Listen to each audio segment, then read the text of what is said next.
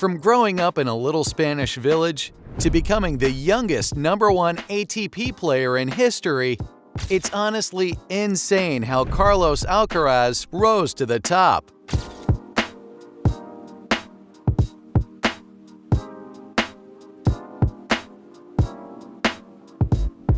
Some folks may say it's because he started young, and I mean childhood young.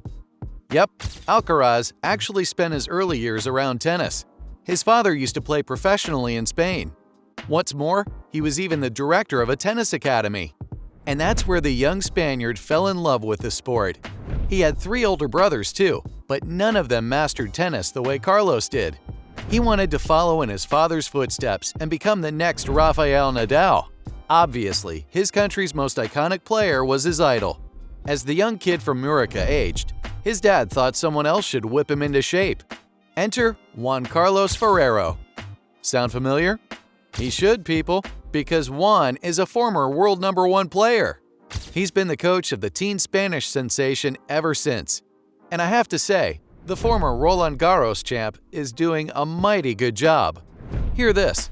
Some folks say Alcaraz's stunning rise is actually due to the Ferrero effect. The coach took a crazy talented teen, yes, but an unpolished one under his wing. He then carved him into one of the best tennis players today. And it all began in 2018. Let's look at the start of his professional career, shall we? Can you believe Carlos turned pro just 5 years ago? It seems like yesterday, to be honest. His first official step into the game was at the Equalite J.C. Ferrero Sports Academy. Yep, his coach's academy. Alcaraz spent 2 years sharpening his skills there until an ATP opportunity opened. About time. In 2020, the Rio Open welcomed the then 16-year-old into the ATP Tour. He didn't manage to get past the second round, but the world saw promising potential. Carlos stepped foot in his first ever Grand Slam, the Australian Open, a year later, and then to his own soil for the Madrid Open. Here, he became the youngest match winner in the event's history. But he still didn't have any trophy to his name. Trust me, that changed in a blink. A few months later, the 2021 Croatia Open changed his fate. Alcaraz became the youngest Spanish player to claim an ATP Tour title. After his idol, of course. Later, he went on to play at Wimbledon, the US Open, and the Erste Bank Open. Each time, he inched closer and closer to another major victory. And he got it at the next-gen ATP Finals. Mind you, all of this happened in just 2021. And it was only a trailer, folks. The next year, the gifted player truly peaked. Saying 2022 was Alcaraz's year is an understatement. No cap. It seemed like there was no stopping this teen Spaniard. He came and he conquered. After a quick cameo in the Australian Open, the player took home the Rio Open trophy. Next, Carlos snatched his first Masters 1000 title with his Miami Open victory. Yes, that was super impressive, but not nearly more than his next tournament. Just wait for it. Madrid Open 2022 literally stunned the tennis world. In this tournament, he defeated Nadal and Novak Djokovic. And did I mention back-to-back days? Pure talent, I'm telling you. No young star had ever pulled off that feat. After this, beating Alexander Zverev in the final seemed like a piece of cake, right? I'd say this totally paved the way for his first Grand Slam title, the 2022 US Open. In a highly entertaining final, Carlos bested the then #1 by dominating all 4 sets. And this is how he became the youngest Grand Slam winner in 17 years. Not to mention, the first teenager to rest on the ATP rankings throne. Guys, Alcaraz was just 19 years old. At this tender age, he has already amassed 8 career titles. Isn't that mind-boggling?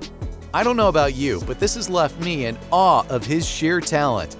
There is no doubt his playing skills are out of the court. Ferrero's protege has captured fans with his proficient serves, fantastic shots, and all-around game.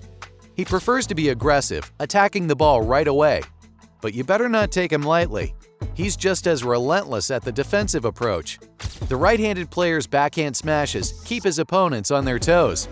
And don't get me started on his rocket of a forehand. It's breathtaking. Carlos channels raw power through his body, adds topspin, and hits lightning fast. It's a total treat to watch for the fans. And you know what? The player's talent isn't his only weapon. I'd say the Spaniard's confidence is the true game changer. Unlike other hot-headed youths, he is cool as a cucumber, whatever the stakes. I just can't get enough of how he keeps his nerves steady in a high-pressure game. Even when facing legendary players, he takes on the greats of the game like it's no big deal. Just another day in the life of a teen. No, honestly folks, he doesn't sweat when facing fellow fresh-blooded opponents. Even when facing Rafa, his all-time idol, Alcaraz maintains his composure. Honestly, I could never. That's why some die-hard tennis fans say he's a mix of all the GOATs. Interesting thought. Now I have to look at his similarity with the big guns. We know the Spanish star has already defeated Novak and Rafa once. That may be because he shares their skills, such as Djokovic's peak aggressiveness in 2008. What's more, his backhand and movement remind spectators of Rafael. Alcaraz himself thinks his playing style is more like Roger Federer's, but one fan says he's even more of an all-courter than Federer. He also has an agility that the legends might be losing. No offense to the big three. But you know what? Carlos has actually carved his own hybrid game. His distinct style has elements from the iconic players, and he cashes his current form awarded to him by age. Like, if you compare him with his age fellows, Alcaraz again looks a tad bit superior. I've already mentioned his nerves of steel. Along with that, his level of maturity is totally unlike what we've seen in fresh blood. You usually expect them to be tornadoes in their peak forms. They tend to be all over the place, riding that high. Not Carlitos, though. He knows how to control and channel the surging power along with his natural talent. And that sets him apart from his fellow players, pushing him to the top. Don't just take my word for it, folks. Hear it from his fellow professional tennis players, too.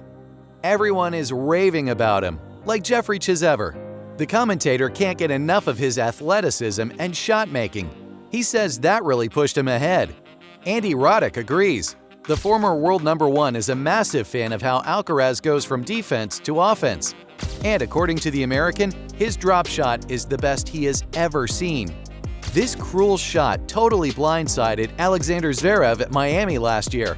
After losing to him, Zverev admitted that his opponent was the best player in the world. See? Even his court enemies can't help but praise him. According to Jim Courier, the teen sensation is a supernova shooting straight to fame. Couldn't have said it better myself. In short, every tennis hotshot has Carlos's name on their lips. But where is he now? To no surprise, back at the top rank. He dipped to second after missing the early half of 2023 due to an injury. This year's Australian Open champ Djokovic overtook the Spanish player during that time. But relax, that was just for a little while. The teen bounced back, claiming the Argentina Open Cup in February. And by beating Daniil Medvedev in the Indian Wells Masters final, he is back at the top. Carlos has been enjoying a 14-1 streak this season. Now let's see how he dazzles us in the upcoming Miami Open. He'll need to defend his #1 spot with the Serb legend in his flanks. And that wraps up Carlos Alcaraz's meteoric rise to the top.